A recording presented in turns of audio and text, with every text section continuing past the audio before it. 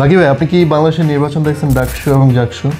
জি, আমি সোশ্যাল মিডিয়ার মাধ্যমে এগুলা লক্ষ্য করছি আর কি। আচ্ছা, সো ওইখানে আমাদের বিএনপি ছাত্রদল, হ্যাঁ, বিশাল দল, কিন্তু ওদের এত ভরাডুবি কেন? আর হঠাৎ করে শিবিরের এত উত্থান কিভাবে আসলো? শিবির মেজরিটি আপনার পদ নিয়ে এগিয়ে আছে, আর ছাত্রদল কিন্তু একটাও পায় নাই। কেন হয়েছে এটা?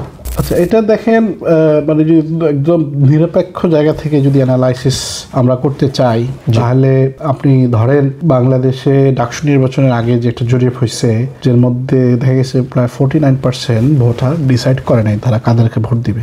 ঢাকা ইউনিভার্সিটিতে প্রায় 39,000 ছাত্রছাত্রী আছে, এর মধ্যে বেশিরভাগ মানুষই সক্রিয় রাজনীতির সাথে যুক্ত না।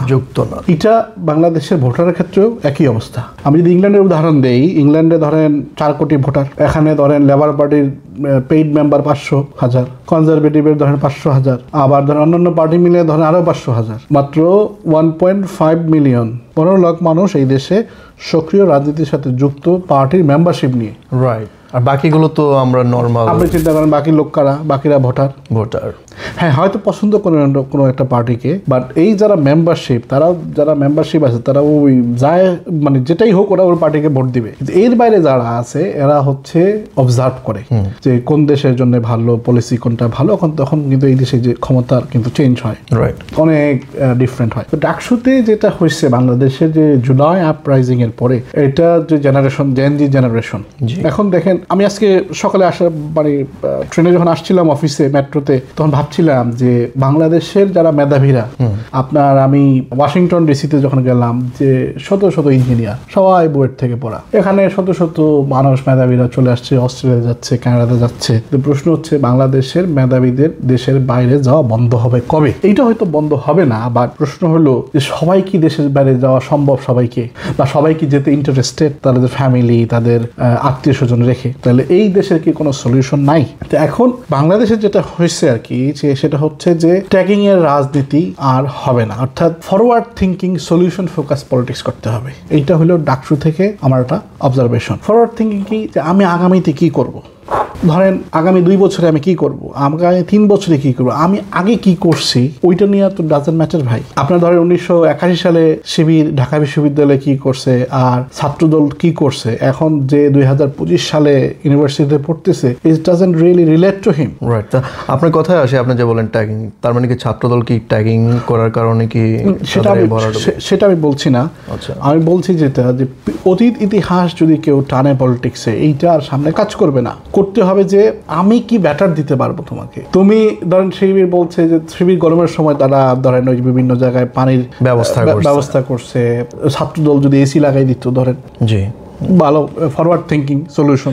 অথবা আরো যদি কোনো মানে ধরেন ছাত্রদল যদি নিয়ে আসতো যে আমরা নির্বাচিত হইলে আমরা বড় বড় কোম্পানির সাথে কন্ট্যাক্ট করব এবং অন স্পট যেন রিক্রুট হয় জবের জন্য, আমরা এরকম মানে ফেয়ার এক্সিকিউশন করবো আর কি, ফেয়ার এক্সিবিশন করবো, যেন এমপ্লয়ার আইসা আমাদের এখান থেকে সিলেক্ট করতে পারে, আমরা লিয়াজো করব, এবং আমাদের ঢাকা ইউনিভার্সিটি থেকে যেন তারা প্রায়োরিটি দেয় ইন্টারভিউ, অথবা আমরা ইউনিভার্সিটি ডাকসুর পক্ষ থেকে বিভিন্ন বড় বড় কোম্পানির কাছ থেকে জানতে চাইবো যে আসলে তারা কোন ধরনের স্কিল মানুষ তাদের ব্যবসার জন্য খুঁজতেছে, এবং যেই ধরনের স্কিল দরকার আমরা ডাকসুর মাধ্যমে ওই ধরনের স্কিল ডেভেলপ করার জন্যে এক্সট্রা কোর্স চালু করব, বা একটা ইনসেন্টিভ চালু করব, অথবা ট্রেনিং প্রোগ্রাম চালু করব।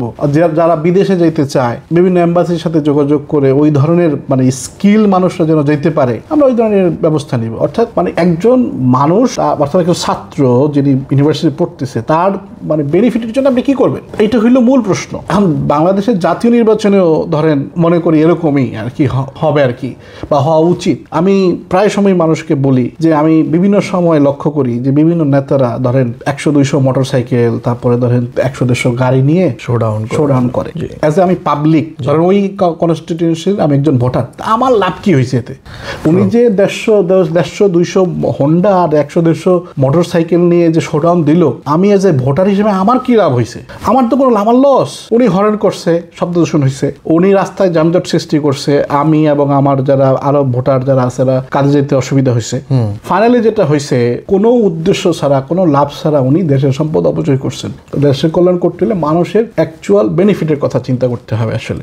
তার মানে মানে আমি কি এটা ধরে নিব যে ছাত্রদল বা বিএনপি তারা মানুষের বেনিফিটের কথা চিন্তা করছে না দেখি ডাকসু বা জাকসুতে তারা হারছে, নাকি ওরা যদি কমপ্লেন করে যে এখানে নির্বাচন সুষ্ঠু হয় নাই সেই জন্য তারা জিতে নাই, না হয় তারা জিততো? এবং আরেকটা কমপ্লেন আছে যে ওখানকার ভিসি যারা আছে সবগুলো ভিসি সব নাকি জামাতপন্থী, আপনার যেগুলো ছাপাই করে নিয়ে আসে ওইটাও নাকি জামাত থেকে ছাপাই করে নিয়ে আসে, এরকম ক্লেম বিএনপি থেকে আসছে। এটা কতটা সত্য আপনার কি মনে হয়? আচ্ছা, তর্কের খাতিরে ধরলাম বিসি জামাতপন্থী, জাহাঙ্গীরনগর ইউনিভার্সিটির বিসি বিএনপি পন্থী।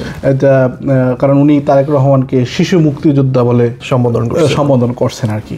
বাট ওইটা তো ফ্যাক্ট না। ফ্যাক্ট হইলো ভোটে আসলে জালিয়াতি করতে পারছে কিনা, যে সিস্টেমের মধ্যে দিয়ে ভোট হয়েছে, যেমন ব্যালট পেপার যেভাবে কালেকশন করতে হয়েছে। আমি জাহাঙ্গীরনগর ইউনিভার্সিটির একজন শিক্ষকের ইন্টারভিউ দেখছি আর কি। উনি বলছে যে মানে যদি ব্যালট পেপার ছাপিয়ে নিয়েও আসে বা এটা যদি তার কাছেও আসেও, বাট এটা তো তার কাছে কোনো বেনিফিট দিচ্ছে না, কারণ ওটা তিনি ভোট দিতে পারে না। কারণ কি? কারণ ব্যালট পেপারের মধ্যে শিক্ষকের সাইন থাকে। মানে যখন ওই বুথে আসতেছে একজন মানুষ আইডি নিয়ে তার আইডেন্টিটি দিচ্ছে, যখন ওই বুথ থেকে ব্যালট পেপার কালেকশন করতে হচ্ছে, ওই ব্যালট পেপারে যারা দায়িত্বরত শিক্ষকরা ছিলেন অর্থাৎ নির্বাচনী অফিসাররা ছিলেন তাদের সিগনেচার আছে। তো এখন এই যে প্রসেসটা হচ্ছে, যিনি সিগনেচার ছিলেন, তো পুরোটা একটা সিসিটিভির দিয়ে নিয়ন্ত্রিত এলাকা। এখন এইটা কি অভিযোগ কেউ দিতে পারছে যে যেই শিক্ষক আসলে ব্যালট পেপারে সাইন করতেছিল সে আসলে আরো অতিরিক্ত 2000 ব্যালট পেপার সাইন করে দিয়ে দিছে? না, এরকম কোনো কিছু। এইটা যদি না হয় তাহলে ভোটের কারচুপি কিভাবে হইলো? এই যে মানে ঢালাভাবে অভিযোগ দেওয়াটা মানুষ কিন্তু এখন আর পছন্দ করে না। আপনাকে বলতে হবে তো ভাই দুর্নীতি হয়েছে, হ্যাঁ ঠিক আছে, কিভাবে হয়েছে প্রুফ দেখান। আপনি আমাকে প্রুফ দেখান যে এইভাবে দুর্নীতি হয়েছে, যে এই জায়গায় সিসিটিভি ফুটেজকে টেম্পার করা হয়েছে, অথবা এমনভাবে এই টিচার বসছে তাকে সিসিটিভিতে দেখা যায় না। আচ্ছা, জাকসুতে আমরা দেখছি যে জামাতপন্থী সহসভাপতি কিন্তু হয় নাই, স্বতন্ত্র একজন হয়েছে। তো সেটা কি এমন হতে পারে যে শিবির বা কোন একটা পার্টি ইচ্ছে করে ওনাকে সভাপতি করে নাই যাতে বোঝায় যে জাকসু নির্বাচনটা নিরপেক্ষ হয়েছে? কারণ জাকসুতে কিন্তু অলরেডি বিএনপি তারা ভোট বর্জন করছে। সো এটাকে আপনি মনে করেন যে ওইখানে কারচুপি করে স্বতন্ত্র একজনকে দিছে শুধুমাত্র বিএনপিকে হ্যাপি করানোর জন্য, যে দেখো এখানে সব নিরপেক্ষ? ওরা যেটা বলছে যে ভোট কারচুপি হয়েছে এবং ওখানে অনেক কমপ্লেন আছে, অনেক ভোট কারচুপি হচ্ছে এবং 48 আওয়ারের বেশি লাগছে কিন্তু এগুলো গণনা করতে। মাঝখানে নাকি অনেক লুকোচুরি হয়েছে, বিএনপির সাথে আতাত হয়েছে বা হওয়ার সম্ভাবনা ছিল, ক্যান্সেল করার সম্ভাবনা ছিল। আপনার বিশ্লেষণ কি এটা? যে ভিপি যিনি হয়েছেন নিশ্চয়ই উনি ছাত্রদের ম্যান্ডেট পেয়েছেন, ছাত্ররা তাকে ভোট দিয়েছে, ভোটের মাধ্যমে নির্বাচিত হয়েছেন। এখন শিবির যদি এমন কাউকে বিপি প্রার্থী করে, তাকে মানুষ যদি পছন্দ না করে, ভোট না দেয়, তাহলে সাধারণ ছাত্ররা বসে থাকবে না। অর্থাৎ এইটা দেখতে হবে যে সাধারণ ছাত্ররা কাকে পছন্দ করে, অথবা সাধারণ বলতে কেন ইউনিভার্সিটির ছাত্ররা কাকে পছন্দ করে, স্টুডেন্টদের পাশে কে ছিল বা যারা তাকে সুইটেবল মনে করেছে তাদেরকেই ভোট দেয় বা ভোট দিছে আর কি। এইটাই হলো বাস্তবতা। আচ্ছা, তার মানে ওখানে যত কমপ্লেন আছে আপনার মতে যে আসলে মানে ভোট কারচুপি বা এরকম কোনো কিছু হয় নাই আপনি জাকসুতেও? না, এটা আমি বলছি না। এই জন্যে আসলে কারচুপি হয়েছে কি হয় নাই এই ব্যাপারে কমেন্ট করার মতো রাইটলি পজিশনে আমি নাই। কারণ কি, আমি তো ইলেকশনের মাঠে ছিলাম না, আমি দেখি নাই। তো আমি যেটা বলতে যাচ্ছি, সচরাচর মানে ঢালাওভাবে অভিযোগ দিয়ে দেওয়াটা উচিত না। কেউ যদি কারচুপির অভিযোগ নিয়ে আসতে হয় তাহলে তাকে পুঙ্খানুপুঙ্খভাবে প্রমাণ দিতে হবে, আপনার এভিডেন্সের মাধ্যমে বলতে হবে যে এইভাবে কারচুপিটা হয়েছে। এখন পর্যন্ত তো আমরা মানে দেখি নাই কোনো প্রমাণপত্র। যদি দেখি তাহলে আমরা আমাদের মাইন্ড চেঞ্জ করবো জনগণ হিসেবে।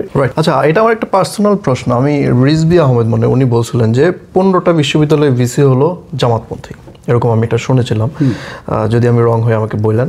আমি জানতে চাচ্ছি যে জামাতপন্থী অলরেডি ভিসি সব জায়গায় বসে গেছে, তো সরকার কি চাচ্ছে কোনোভাবে যে জামাত মানে বিএনপির ভাষা মতে যে সরকার জামাতের সাথে আছে, ভিসি বানাইছে, এরকম কি কোনো কিছু আছে যে আমরা বিএনপিকে ছাড়া সরকার চাচ্ছে জামাত ক্ষমতায় আসুক, জামাত সব জায়গায় আধিপত্য অর্জন করুক, সেই জন্য প্রতিটা কেন্দ্রে বা বিশ্ববিদ্যালয়ে ভিসি বানাইছে, এরকম কি কোনো কিছু আপনি মনে করেন কিনা? দেখেন, রিজভি আহমেদ একজন একজন স্বনামধন্য রাজনীতিবিদ বাংলাদেশের, এবং ওনার অনেক ত্যাগ আছে রাজনীতির পিছনে। ওনার বক্তব্যকে আমি শ্রদ্ধা করি, কিন্তু এজ এ আইনজীবী হিসাবে আমাকে যদি প্রশ্ন করেন তাহলে আমি বলবো যে আমার এখানে কমেন্ট করার কিছু নাই। এই জন্য নাই, উনি একটা রাজনৈতিক বক্তব্য দিয়েছেন, জামাতের লোক হয়তো রাজনৈতিকভাবে আরেকটা বক্তব্য দিবে এটা এগেইনস্টে, বাট একজন বিসি কি জামাতপন্থী না বিএনপি পন্থী এটা আপনি কিভাবে প্রমাণ করবেন?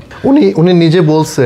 আর আমার প্রশ্ন হলো, যদি জামাতপন্থী হয়, জামাত এত ক্ষমতা ধরে কিছুদিনের মধ্যে হয়ে গেল যে বিএনপি যেটা পারছে না সেটা জামাত পারছে। আমার প্রশ্ন হলো যে সে বিএনপি পন্থী না জামাতপন্থী, এইটা আপনি কিভাবে প্রমাণ করবেন? এক, দুই, তর্কের খাতিরে ধরে নিলাম সে বিএনপি পন্থী অথবা জামাতপন্থী, আমাদের এক্সপেকটেশন কি আছে জনগণ হিসেবে, যিনি বিসি হিসাবে যে দায়িত্ব পালন করার কথা ওটা করতেছেন প্রপারলি করছেন কিনা? রাইট। বিসি হিসাবে ওনার চাকরির যে দায়িত্ব রয়েছে, ওনার ইউনিভার্সিটির প্রশাসন মেনটেনের যে দায়িত্ব রয়েছে, ছাত্রদের প্রতি যে দায়িত্ব রয়েছে, শিক্ষকদের প্রতি যে দায়িত্ব আছে, এইটা উনি ঠিক করে করছেন কিনা।